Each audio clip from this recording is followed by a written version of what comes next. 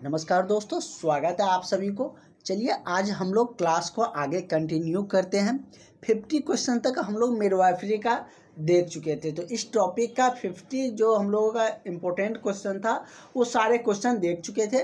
आज हम लोग इससे आगे का क्वेश्चन करने जा रहे हैं और हम आपको बार बार बताते आ रहे हैं कि ये टॉपिक आपके लिए बहुत ही महत्वपूर्ण टॉपिक है। इस टॉपिक को आप लोग बिल्कुल भी मिस नहीं कर सकते हैं, इग्नोर नहीं कर सकते हैं। इस टॉपिक को पूरा आसान बनाने के लिए हम आपको एक एक पॉइंट बताते चल रहे हैं। जैसे कि HCG के बारे में हमने आपको कल बताए थे, HPL के बारे में बताए थे, दोनों हार्मोन का क्या कार्य है, साथ ही इसका फुल फॉर्म सारा डिटेल्स में हमने चर्चा भी किए थे। और जो भी कैंडिडेट क्लास ज्वाइन किए हैं उसको वो जो एक्सप्लेनेशन वाला नोट्स है वो भी मिल चुका है, क्योंकि हमने कल ही जो आप लोगों का ग्रुप चल रहा है उसमें हमने वो सारा नोट्स डाल दिए हैं।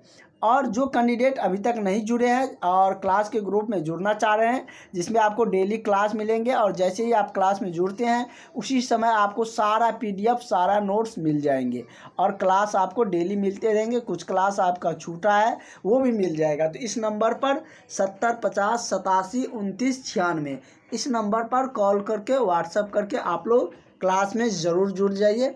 बहुत ही आपको इंटरेस्टिंग के साथ जो आपका क्लासेज है वो कंटिन्यू बढ़ते चलेंगे और आपका तैयारी बहुत ही बेहतर हो जाएंगे, ताकि आप फाइनल मेरिट तक पहुंच सके और आप इस साल जॉब ले सके। तो चलिए हम लोग क्लास को आगे कंटिन्यू रखते हैं। जैसे कि कल हम लोगों ने HCG और HPL के बारे में जाने थे, इसको हम फिर एक बार आज आपको दोहराएंगे, इसके बारे में बताएंगे कि क्योंकि इससे रिलेटेड आगे हमको क्वेश्चन देखने को मिल रहे हैं। तो जैसे कि हमने गर्भाशय में HCG और HPL हार्मोन का स्रोत क्या होता है, इसका क्या फंक्शन होता है, इनके बारे में जान लेते हैं। ने आपको HCG के बारे में पहले भी बताए हुए थे, क्योंकि HCG एक ऐसा हार्मोन है जिससे हम लोगों को गर्भ जब कोई महिला गर्भ धारण करते हैं तो उसका गर्भवती का पता चल पाता है कि उसका गर्भ धारण जो है वो किस तरीके से आगे बढ़ रहा है, कैसा डेवलपमेंट हो रहा है। वह एक मापक भी है। क्या चीज़ होता है ये? एक हार्मोन है, ये हम लोग क्वेश्चन में देख लिए, जो कि ह्यूमन कोरियोनिक जो गोनाडोट्रोपिन इसको कहते हैं, और जो कि HCG को H और H से ह्यूमन हो गया, HCG से कोरियोनिक और G से क्या हो गया, गोनाडोट्रोपिन। तो ये फुल फॉर्म भी हो गया और ये एक तरीके का हार्मोन है जो गर्भवती धारण करने पर पाए जाते हैं, प्लेसेंटा के द्वारा ये बनता है। और ये किस में मिल जाता है? तो जब कोई महिला गर्भ धारण करते हैं तो उसके मूत्र, पेशाब और रक्त में HCG पाया जाता है और उसी HCG को मापकर ही डॉक्टर पता करते हैं कि गर्भाशय में गर्भ किस तरीके से, कितना अच्छे तरीके से आगे बढ़ रहा है। तब आपको पता चलता है कि कौन, मतलब कि बेबी का किस तरीके से उसमें डेवलपमेंट हो रहा है, इसी से पता चल पाते हैं। और यदि हम बात करें तो HPL के बारे में भी हम लोग HPL के बारे में भी जान लेते हैं, जो क्या है, ह्यूमन प्लेसेंटल लैक्टोजेन, जो कि इसका फुल फॉर्म है। यह भी एक तरीके का हार्मोन है जो कि कोरियोनिक सोमाटोमेट्रोपिन नाम से भी इसको जाना जाता है। दोनों एक तरीके से क्या है, हार्मोन है। तो चलिए हम लोग और इसका डेवलपमेंट या इसका मुख्य स्रोत कहाँ से है, तो अपरा से है। तो वो आपके क्वेश्चन में है, तो मुख्य क्वेश्चन पे हम लोग आते हैं। फिर से क्या होगा कि गर्भाशय में HCG, इसके बारे में जान चुके पूरे तरीके से, इसका डिटेल्स हम लोग जान चुके, क्या क्या वर्क है, इसका फुल नेम क्या है। HPL के बारे में भी जान चुके। दोनों एक तरीके का हार्मोन है जो कि इसका जो मुख्य स्रोत है वो क्या है, अपरा है। इसमें क्वेश्चन में पूछ रहा है कि HCG और HPL का जो हार्मोन है उसका स्रोत क्या है, तो वो अपरा उसका स्रोत है, वहाँ से मिलते हैं। स्रोत मतलब जानते हैं ना, जैसे क्या कहेंगे कि बाढ़ का पानी आ रहा है तो कहिएगा कि इसका स्रोत क्या है, तो कहिएगा कि मतलब कि ये नदी है, या और भी बहुत सारे कुछ हो सकते हैं। कि जैसे कहेंगे हमारे जो दिन में हम लोगों को रोशनी दिखाई देता है उसका स्रोत क्या है, सूरज है। तो उसी तरीके से इस हार्मोन का स्रोत अपरा है। और अभी आप लोग ये सोचते होंगे कि डॉक्टर पेशाब के माध्यम से क्या चीज़ को पता कर लेता होगा। अभी आप लोगों को समझ में आ गया कि पेशाब में क्या मिला रहता है, HCG हार्मोन मिला रहता है। इसी से वो मतलब कि तब ना आप लोगों को जब भी कोई कैंडिडेट जाते हैं डॉक्टर के पास तो क्या करते हैं कि पेशाब जांच, ब्लड जांच ये सब लिखते हैं ना, क्योंकि उस दोनों में क्या होता है, हार्मोन मिला रहता है और उसी से ये पता चल पाता है। चलिए ये सब क्वेश्चन हम कल देख चुके थे, जहाँ तक नहीं देखे थे उससे आगे हम लोग कंटिन्यू करते हैं। तो हम लोगों का ये क्वेश्चन शायद 55 नंबर से आज कंटिन्यू करना है। बहुत ही इम्पोर्टेंट टॉपिक है और आप लोगों का फेस्टिवल है तो फेस्टिवल एंजॉय भी करिए, लेकिन पढ़ाई से दूर मत जाइए, क्योंकि अगर पढ़ाई से दूर जाते हैं तो नौकरी आपसे दूर चला जाएगा, क्योंकि बहुत ज़्यादा अब समय है नहीं और बहुत लंबा वीडियो अभी जब तक आप लोगों का त्यौहार रहेंगे उस समय तक आप लोगों का ज़्यादा लंबा नहीं होंगे। 20 से 25 क्वेश्चन के अंदर में ही हम लोग एक दिन में कवर करेंगे। थ्योरी होंगे तो थोड़ा 20 यहीं पर अटक जाएंगे, अगर थ्योरी उस दिन नहीं होते हैं तो 25 तक चलेंगे। कह रहा है कि भ्रूण की कपाल पर जो सैजिटल और कोरोनल तथा फेंटेनल सूचर के मिलने से स्थान को क्या कहा जाता है। जब ये तीनों भ्रूण की कपाल पर मिलते हैं तो उस स्थान को क्या कहा जाता है, उसका नाम आप लोगों से पूछा जा रहा है। तो उसको क्या कहा जाता है, तो उसको अग्रफेंटेनल कहा जाता है। क्या कहा जाता है, तो अग्रफेंटेनल मतलब फ्रंटल पे प्रचुर मात्रा में मिलते हैं तो फेंटेनल पर क्या मिलते हैं, सूचर के मिलने से मतलब जो स्थान बनता है उसको अग्रफेंटेनल। यहाँ से जोड़ सकते हैं, फ्रंटल है तो उसका नाम क्या हो जाता है, अग्रफ्रेंटेनल। अगला है कि जब ऑक्सीपिटो ब्रैगमेटिक व्यास होता है, सब जो ऑक्सीपिटो जो ब्रैगमेटिक व्यास है वो कितना सेंटीमीटर होते हैं, ये आपसे पूछे जा रहे हैं। तो उसका व्यास कितना होता है, तो 9.5 सेंटीमीटर। और व्यास से लेकर हम लोगों ने जब आपका ये क्लास स्टार्ट किए थे तो उस समय भी आपको हमने बताए थे, और वहाँ पर किसका व्यास आप लोगों से पूछा जा रहा था, तो उसमें आप लोगों को जैसे कि ये क्वेश्चन हम लोग ने जब स्टार्ट किए थे तो उसी दिन हम लोगों ने ये क्वेश्चन देखे थे व्यास से रिलेटेड। और आज फिर आप लोगों को आया है कि व्यास, उसमें क्या था, तो अनुप्रस्थ का व्यास था। क्या चीज़ के अनुप्रस्थ का व्यास था, तो ये आप लोग जैसे कि पिछले क्लास में अगर किए होंगे तो आप सबको पता होगा। अनुप्रस्थ का क्या व्यास के बारे में हम लोग उस दिन जाने थे, जिसमें कि हम लोग जाने थे कि उसका व्यास कितना होता है, तो उसका व्यास 11 सेंटीमीटर होता है, कंफ्यूज मत करिएगा। और यहाँ पर इसका व्यास कितना होता है, तो 9.5 सेंटीमीटर। यहाँ पर 11 देखिएगा तो टिक मत मार दीजिएगा, दोनों अलग अलग क्वेश्चन थे। अगला है कि मासिक धर्म की प्रसरण अवस्था किस हार्मोन के नियंत्रण में होती है। मतलब मासिक धर्म का जो प्रसरण की अवस्था होती है वो किसके नियंत्रण में होता है, तो ये एस्ट्रोजन के नियंत्रण में होते हैं। किसके नियंत्रण में, मासिक धर्म को जो नियंत्रित करता है। जैसे कि आप सबको पता है कि 1 मंथ 28 दिन पर मासिक धर्म होते हैं, तो उसका प्रसरण की जो अवस्था होती है वो जो नियंत्रित किया जाता है, कंट्रोल किया जाता है, वो एस्ट्रोजन के द्वारा किया जाता है। कौन से हार्मोन के द्वारा, तो एस्ट्रोजन हार्मोन के द्वारा। HCG भी हार्मोन है, ये हम लोग देखे थे। इसका क्या काम था, ये मतलब कि गर्भ से लेकर था कि गर्भ का डेवलपमेंट को लेकर बताता है। उसके बाद प्रोजेस्टेरॉन भी क्या है, प्रोजेस्टेरॉन भी एक हार्मोन है, लेकिन इसका करेक्ट आंसर आपका क्या हो जाएगा, ऑप्शन नंबर बी, एस्ट्रोजन हो जाएगा। अगला क्वेश्चन कह रहा है कि गर्भ अवस्था के निदान का वह चिन्ह जो पूरी गर्भ अवस्था में बना रहता है। गर्भ अवस्था के निदान का वो कौन सा चिन्ह है जो जब तक गर्भ धारण किए रहते हैं तब तक वो बना रहता है। मीचल एवं वमन या जीवन का आभास, मासिक धर्म न होना, या पीड़ा रहित गर्भाशय का संकुचन। तो क्या होगा, आप सबको पता है कि जब भी कोई महिला गर्भ धारण करते हैं तो पूरे गर्भ धारण के दौरान मासिक धर्म नहीं होता है। आप सबको पता है ना कि 1 महीना पर मासिक धर्म होते हैं, लेकिन गर्भ धारण तो कितने महीने होते हैं, 9 महीने होते हैं। कितना महीना, तो 9 महीना होता है, और ये 9 महीना में मासिक धर्म नहीं होता है।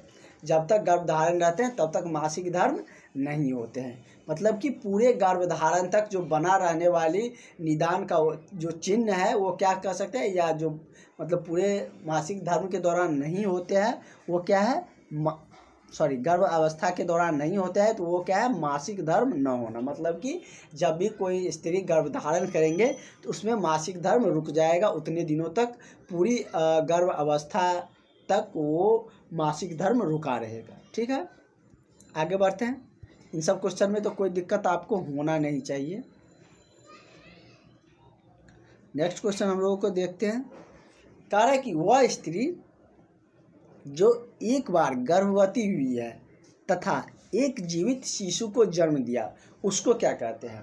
देखिए, जब भी कोई महिला गर्भधारण करते हैं तो मतलब कि शिशु को जन्म देता है, कभी कभार क्या हो जाता है कि मृत शिशु भी जन्म ले लेते हैं। मतलब क्या कि मृत शिशु होते हैं, या तो जन्म ले लेते हैं या उसको ऑपरेशन के जरिए बाहर निकालना पड़ता है। तो लेकिन इसीलिए यहाँ पर जिक्र किया है कि जीवित शिशु को जन्म देने वाले को क्या कहा जाता है। जो महिला पहली बार एक जीवित बेबी को जन्म देंगे उसको किस नाम से जाना जाएगा। अगर ये नाम कहेंगे जब आप लोग जॉब पे जाइएगा, अगर ये टर्म आपके पास आ गया तो आप समझ जाइएगा कि ये महिला पहली बार क्या कर रहे हैं, बच्चे को जन्म दे रहे हैं, मतलब कि बेबी को जन्म दे रहे हैं। जब पहली बार गर्भवती जीवित शिशु को जन्म देते हैं तो उसको प्राइमी पैरा कहा जाता है। प्राइमरी पैरा कहा जाता है। क्या कहा जाता है, प्राइमरी पैरा।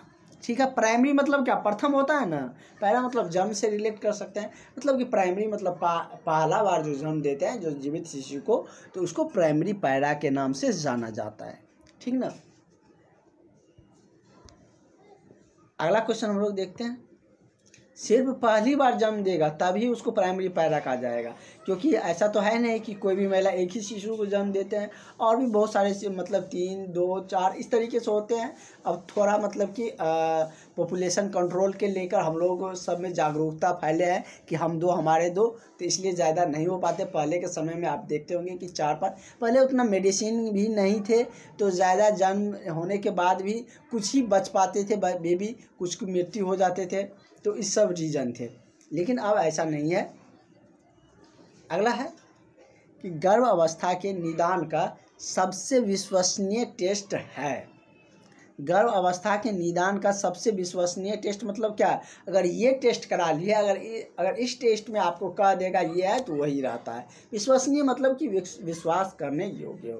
तो ऐसा कौन सा टेस्ट है जो गर्भ अवस्था के निदान का सबसे विश्वसनीय टेस्ट है, जिसके माध्यम से, जैसे बहुत सारे इलीगल भी है कि जैसे कि बेबी गर्ल बेबी है या बॉय बेबी है उसको बताना, या गर्भाशय किस तरीके से आगे बढ़ रहे हैं इसका पता लगाना, ये सब क्या चीज़ टेस्ट के माध्यम से ही पता चलते हैं। तो वही कह रहा है कि विश्वसनीय सबसे टेस्ट कौन से हैं। तो सबसे विश्वसनीय टेस्ट क्या है, अल्ट्रासोनोग्राफ। जैसे कि इसमें दिया है एक्सरे, मूत्र जांच, इम्यूनोलॉजिकल जो टेस्ट होता है, ये आपको बताए थे कि मूत्र जांच से भी पता लगाया जाता है, लेकिन उससे पता लगाया जाता है कि गर्भधारण किस तरीके से आगे बढ़ रहे हैं। लेकिन उसके निदान का जो सबसे विश्वसनीय टेस्ट माना जाता है वो क्या चीज़ माना जाता है, तो अल्ट्रासोनोग्राफी। तो ये सबसे विश्वसनीय टेस्ट है। क्या है ये, सबसे विश्वसनीय मतलब सबसे अच्छा टेस्ट है गर्भावस्था के निदान का, उसका गर्भावस्था धारण को पता लगाने में। तो ठीक है, इसका करेक्ट आंसर क्या हो जाएगा, आपका ऑप्शन नंबर ए सही हो जाएगा। कोई दिक्कत आप लोगों को नहीं आ रही है, आएंगे तो बता सकते हैं। जो क्लास नहीं ज्वाइन किया वो तो कमेंट में भी बता सकते हैं, जो क्लास ज्वाइन किया है उसके लिए तो फ्री ही है, मैसेज करके भी बता सकते हैं। तो चलिए, और बीटीएससी को लेकर भी आप लोगों को जल्द सूचना मिलने वाले हैं, बीटीएससी एएनएम को लेकर। अगला है कि गर्भ अवस्था के दौरान स्त्री को प्रतिदिन कितना लौह तत्व लेना चाहिए। जैसे कि हमने पिछले क्लास में इस पर चर्चा भी किए थे। जब भी कोई महिला गर्भधारण करेंगे उसमें आयरन की मात्रा कमी होने लगती है, आयरन की कमी होने लगती है। लौह मतलब क्या, आयरन। आयरन वाला एक टॉनिक आता है ना, बहुत सारे लोग इसमें से उसका यूज भी किए होंगे, उस टॉनिक को पिए भी होंगे। तो मतलब कह रहे हैं कि गर्भ अवस्था के दौरान जो स्त्री की प्रतिदिन कितना लौह तत्व लेना चाहिए, 1 मिलीग्राम, 20 मिलीग्राम, 40 या 60 मिलीग्राम। तो प्रतिदिन की बात कर रहा है, तो प्रतिदिन कितना मिलीग्राम लेना चाहिए, तो प्रतिदिन कम से कम 40 मिलीग्राम गर्भ अवस्था के दौरान एक स्त्री को लौह युक्त तत्व लेना चाहिए, अगर वो या तो भोजन के माध्यम से या मेडिसिन के जरिए से। तो इस तरीके से मतलब कि उसके शरीर में, क्योंकि लौह की मात्रा कम होने, आयरन की मात्रा, लौह मतलब आयरन समझिए, आयरन की मात्रा उसके शरीर में कम होने लगती है, मतलब कि उसको ज़रूरत पड़ता है जब गर्भधारण करते हैं, क्योंकि उस समय में एक अकेले वो तो नहीं है, जब गर्भधारण करेंगे तो उसके अंदर एक बेबी भी पल रहे होते हैं, तो उसको भी चाहिए इम्यूनिटी और पोषण तत्व चाहिए। तो उन सब के लिए तो उसको मतलब कि जब मास जो तत्व लेंगे तभी ना उसको पहुंच पाएगा। तो इसीलिए मतलब कि जब गर्भधारण करते हैं तो उस समय अधिक जो लौह या आयरन की ज़रूरत होती है, जो कि कितना प्रतिदिन लेना चाहिए, तो 40 ग्राम, मिलीग्राम, ग्राम मत बोल दीजिएगा, मिलीग्राम, ग्राम बहुत हो जाएगा। अगला है कि शुरुआती गर्भ अवस्था का निरीक्षण किस तिमाही में आरंभ होता है। हमने आपको बताए थे और आप सब भी जानते हैं कि गर्भ अवस्था को ट्राइमेस्टर के टर्म में डिवाइड करते हैं। किस टर्म में, ट्राइमेस्टर, मतलब कि तिमाही के टर्म में। 9 महीना का गर्भधारण होता है ना, 9 महीना का गर्भधारण होता है, तो इसको 3 टर्म में मानते हैं। एक पहला 3 महीना, दूसरा 3 महीना, तीसरा 3 महीना, 3 3 6 3 9 हो गया। पहला को क्या कहते हैं, फर्स्ट ट्राइमेस्टर, मतलब कि प्रथम तिमाही, दूसरा को सेकेंड तिमाही, तीसरा को तृतीय तिमाही कहा जाता है। इसमें जो स्त्रियां होती है उसको मतलब वजन कितना बढ़ता है, तो 1 से 3 kg तक, दूसरा में 6, तीसरा में 9। इस तरीके से जैसे जैसे क्वेश्चन आएंगे ना, उससे रिलेटेड जो जो पॉइंट बनेंगे वो सारे पॉइंट हम जब भी वो क्वेश्चन आएंगे तो वहाँ पर जिक्र करते हुए चलेंगे। तो आप खुद इसका आंसर दे सकते हैं कि शुरुआती जो गर्भ अवस्था का निरीक्षण किया जाएगा वो किस तिमाही में आरंभ होगा, तो प्रथम में ही होंगे, और अंतिम चरण जो होंगे वो तृतीय तिमाही में होंगे। इसमें ज़्यादा सोचने की बात ही नहीं है, इतना एक्सप्लेन करके पूरा हम बता दिए अलग अलग करके। तो प्रथम जो शुरुआती जो गर्भ अवस्था का निरीक्षण करना होगा तो वो कब होगा, तो किसी मतलब किस तिमाही में, तो प्रथम तिमाही में होगा, आरंभिक तिमाही में होगा।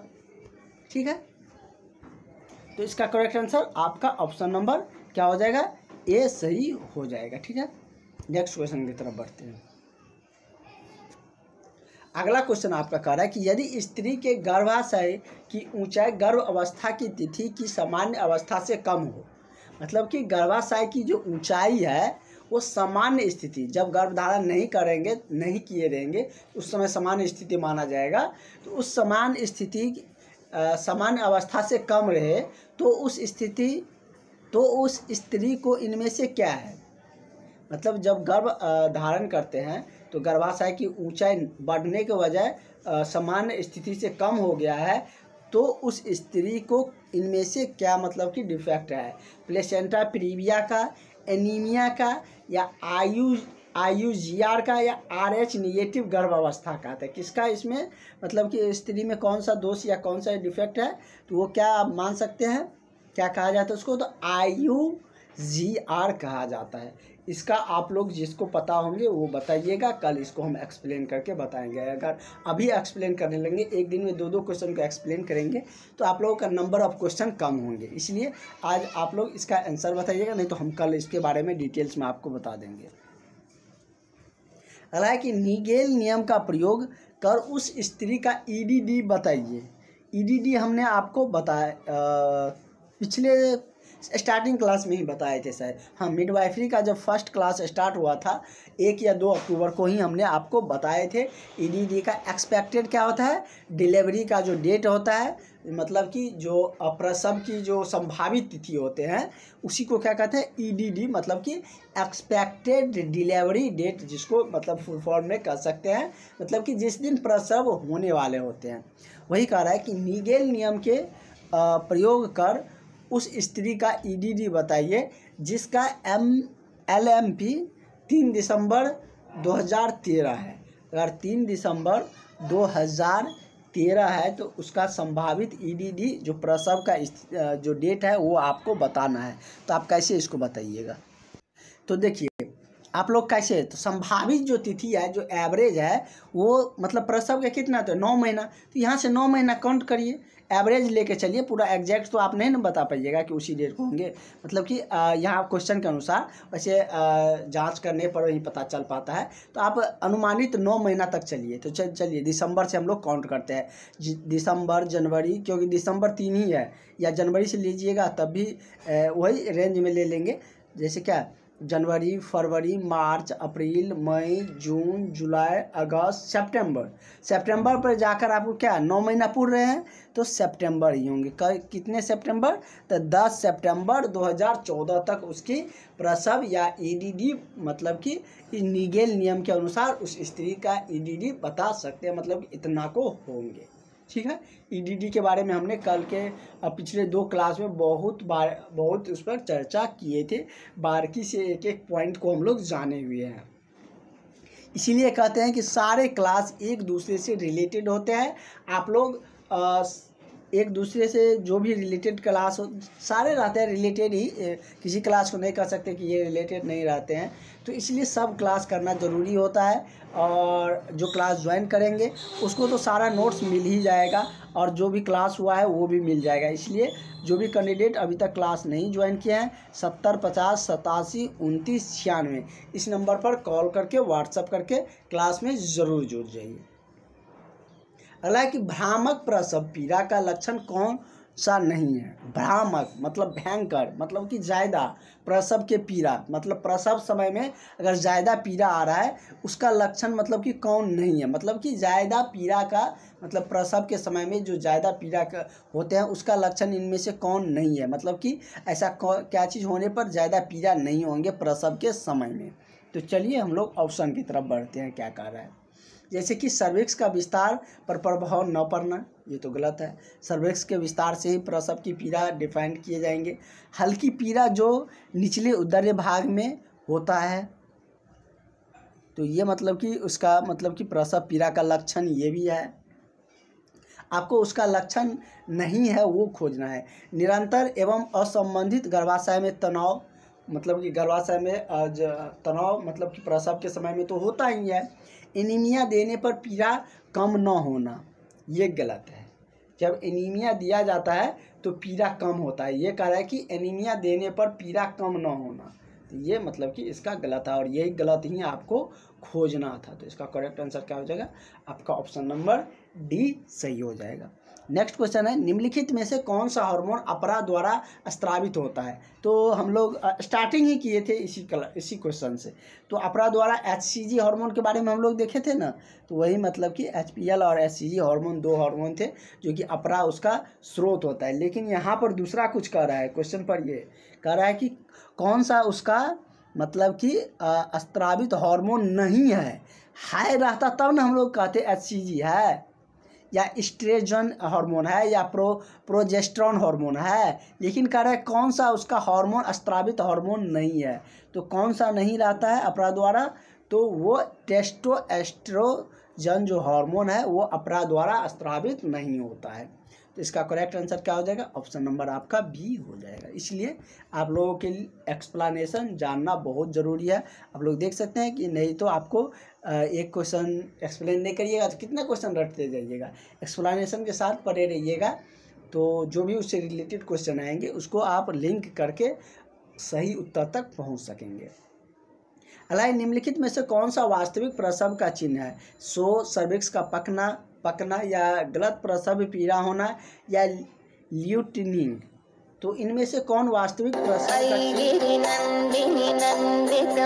क्या हो जाएगा, तो वास्तविक प्रसव का चिन्ह नहीं है, ठीक ना। सर्विक्स का पकना ये भी वास्तविक प्रसव का चिन्ह है।